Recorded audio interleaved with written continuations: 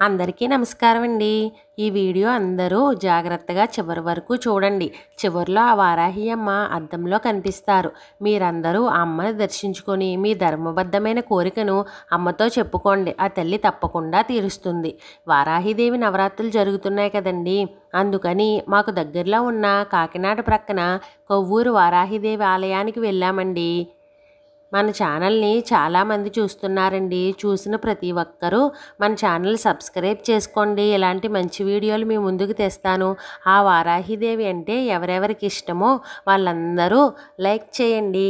కొవ్వూరు వారాహిదేవి పీఠంలో నిత్యం అన్నదానం చేస్తున్నారండి. ఆ వారాహి అమ్మ సస్యదేవత.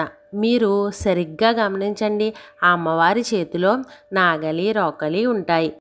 నయం కాని వ్యాధులు ఉంటాయి కదండి. ఆ వ్యాధుల నుండి బయటపడాలి అంటే అమ్మవారిని పూజించాలండి. జై వారాహి మాత, జై వారాహి. సబ్స్క్రైబ్ చేసుకోండి.